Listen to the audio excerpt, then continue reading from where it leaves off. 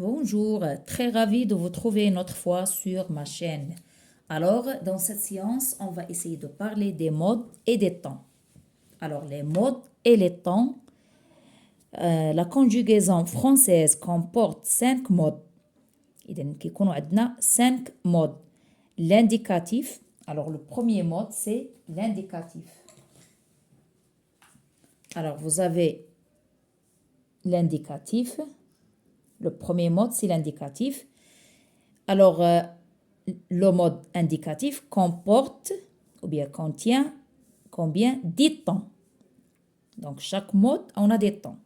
Bien. Alors, le mode indicatif, on a des temps. Le subjonctif, le mode subjonctif. Subjonctif, c'est un mode. Et là, 4 contient 4 temps. Le mode impératif et le mode infinitif et le mode participe. Voilà les modes.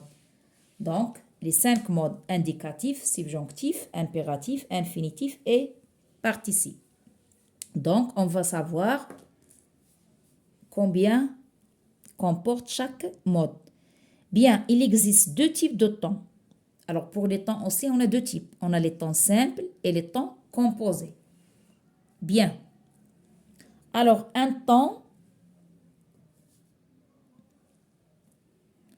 simple est en un seul mot. Par exemple, le mot change. Par exemple, un temps composé est fait de 2 mots. En effet, un temps composé est composé d'un auxiliaire être ou avoir ainsi que du verbe au participe passé. Bien, on va prendre un exemple pour mieux comprendre.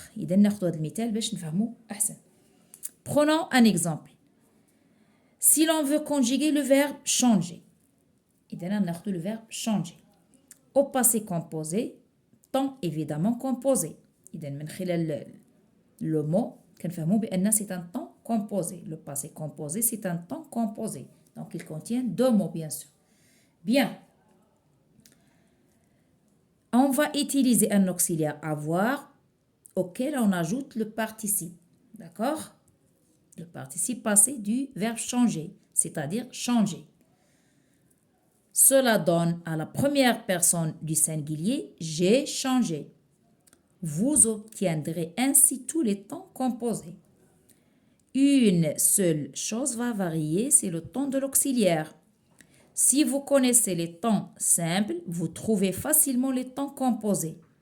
Il suffira ensuite de savoir les nommer, car vous comprendrez rapidement qu'il existe une correspondance entre les temps simples et les temps composés. Bien. En effet, le passé composé s'obtient en conjuguant l'auxiliaire au présent, le plus qu'au parfait s'obtient en conjuguant l'auxiliaire à l'imparfait, etc. La seule chose que vous ayez à faire sera de trouver le bon auxiliaire, être ou avoir.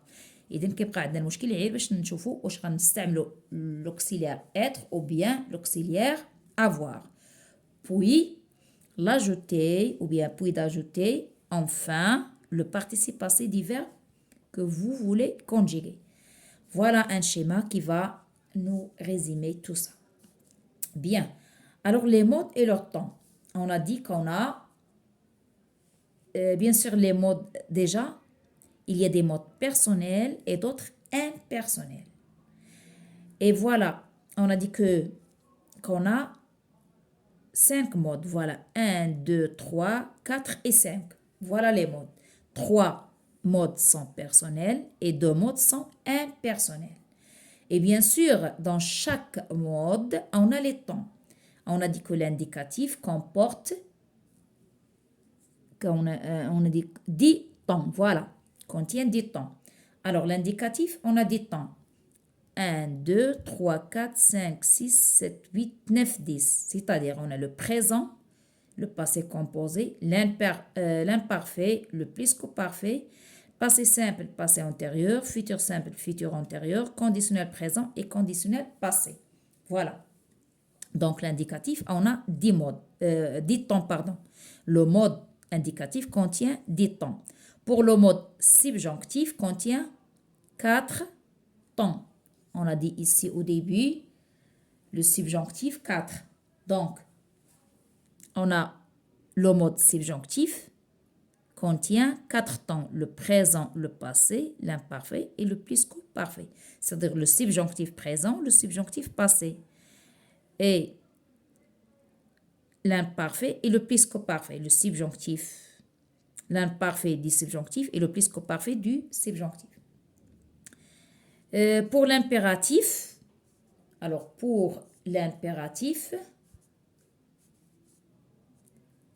on a le présent de l'impératif et le passé de l'impératif. Pour les modes impersonnels, on a l'infinitif. Aussi, on a le présent et le passé de l'infinitif. Et on a le deuxième temps, ou plutôt mode impersonnel, c'est le participe qui contient aussi le présent et le passé. Ça, ce sont les temps et ici, ce sont les modes. Donc, je répète, les modes, on a 5. 1, 2, 3, 4 et 5. L'indicatif, le subjonctif, l'impératif, l'infinitif et le participe. Ce sont des modes. Et chaque mode, il y a des temps. D'accord?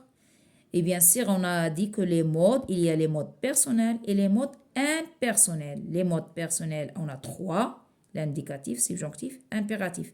Les modes impersonnels, c'est l'infinitif et le participe. Et dans chaque mode, on a les temps, bien sûr. J'espère que vous avez bien compris les modes et leurs temps.